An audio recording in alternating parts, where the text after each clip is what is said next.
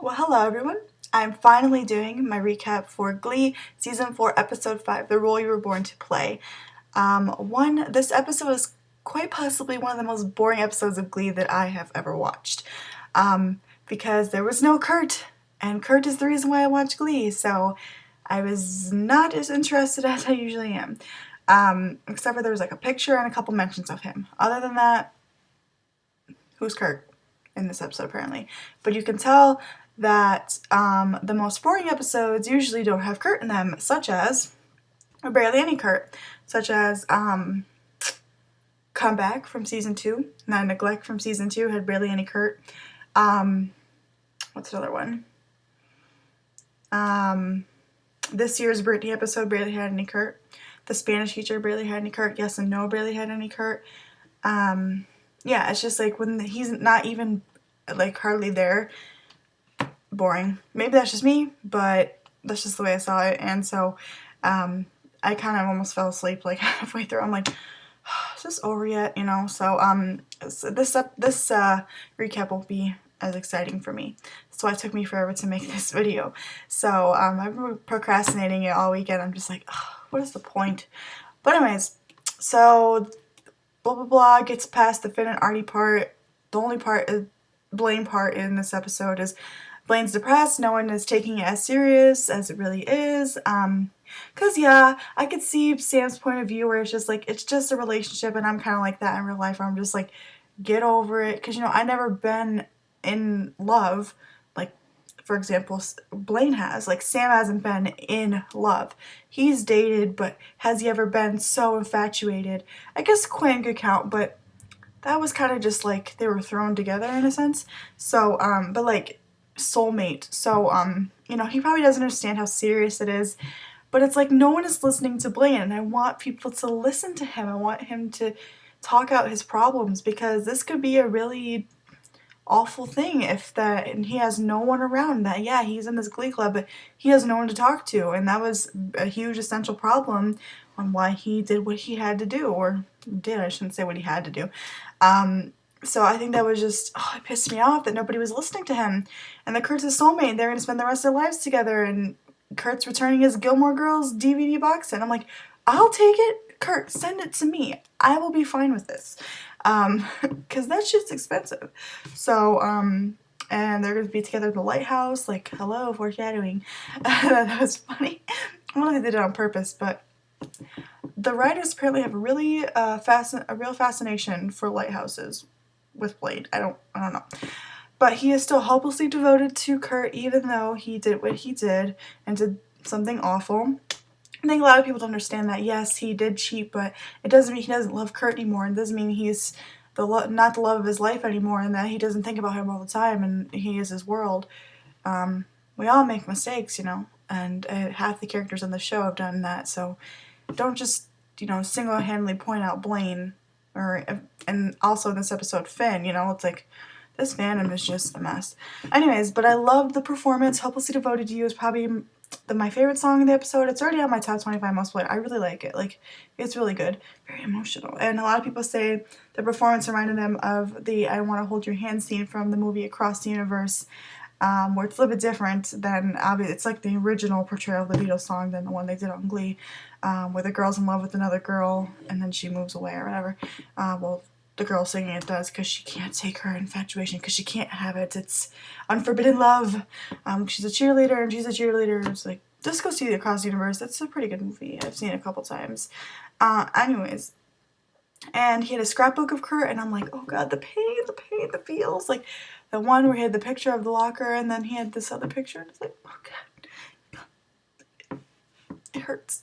And he really likes that one picture of Kurt where he's like, James Bond, you know. I don't blame you, it's a good picture. And then he's talking about, after Artie was like, you know, you're the perfect Danny Zuko, and Artie just loves Blaine, like, every single time. Like, he is a #1 Blaine stan, okay? And Blaine can't do it, obviously. I mean, something's wrong. If he's not gonna, one, gel on weekends, blasphemy, and two, he's not taking up the lead role, which he loves to sing and be the lead of things, like, that's Blaine. And if he doesn't want to do those things, there's something very wrong going on. So someone needs to get up in that shit and be like, what is wrong with you, boy? what's internally wrong with you, not just the cheating part. So I hope someone really does that. I really, really do. I feel like with the spoilers that I've read are not gonna head that way, except for the episode 7. But I don't think they even really get in that depth of it of himself.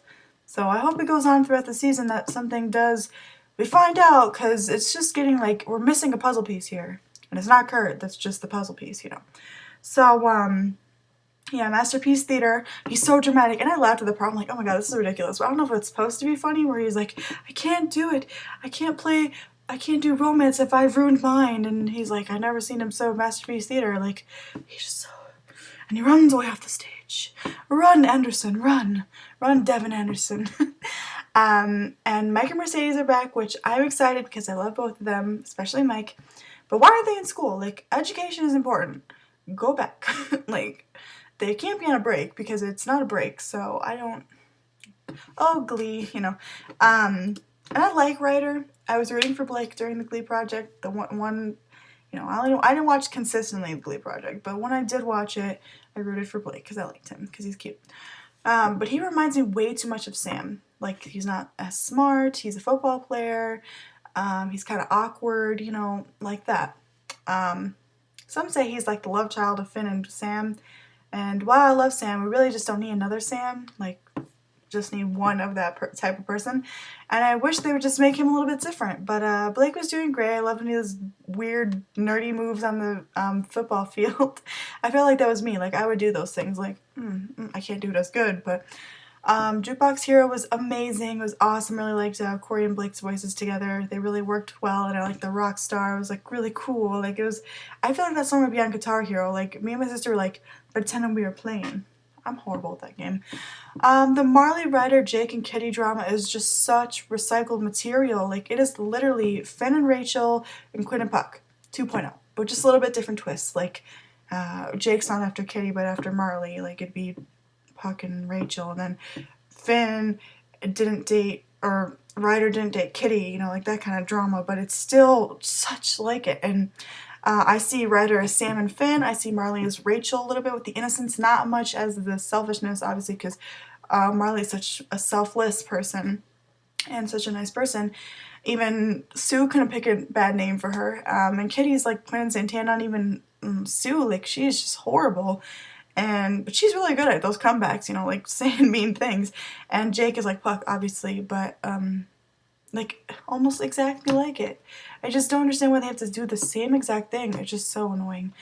And I love the Marley and Wade friendship, but Blow Me One Last Kiss was like awful. Like, that song is probably the worst, one of the worst Glee songs that has ever been covered, like they've done, because I just don't think Alex's voice was very good in the song, and I love the original. I just don't really like many songs that Marley's covered so far. I don't know why. I just think the songs that she sings, not all of them, just a lot of them, are better with other people's voices. This one was alright, but it was more mainly Alex's voice, Wade's voice, that just, oh my god, I did not like it. But they were having fun with the performance, so I guess that's what it counts. Wade wants to be Rizzo in the play. Sue is not having it, and I've never hated Sue more in this episode. She needs to retire. It's getting old, and I liked when she was in season 3 where she actually had purpose, and she wasn't an asshole, and she was kind of nice, even though she was still snarky, you know? Now it's just ridiculous. Telling him he can't play a girl where he is comfortable, and the only time it's okay is for competition. It's like, I'm just appalled by the writers of the message that they're sending out, that you can't be who you want to be because of horrible people out in the world that won't accept it. Like, you shouldn't hold back who you are if you want to be who you want to be, just because you're worried about what other people think. And yeah, it's not the safest choice, but if Wade feels more comfortable as unique, he should be allowed to be that person. And it's not funny. It's so offensive, and I'm just so surprised Jane is okay with doing this, with being Sue and saying those things. Like, I know it's her job, but sometimes there's a line that is crossed, and Sue has crossed it so many fucking times. It's not, I've never found Sue funny, and when I do find her funny, it's because she's kind of being nice, and that's a very rare moment. But I love that Finn stood up for Wade, and those scenes were touching with, you know, Wade talking about he's not comfortable, he can't be who he wants to be, he can't dress up as a girl because, you know, it's not okay or be doing this and that because everyone's telling him he can't, but Finn's saying he can and he should do what he wants to do. And I think that Finn is growing up so much and people should see that part of Finn, that he is changing for the better compared to definitely season 1 with the Finn and Kurt stuff. Very theatricality scenes, and yeah, Kurt was pushing the limits, but even though Finn shouldn't have been like that, I think Finn needed to be more comfortable with himself around people that aren't like him.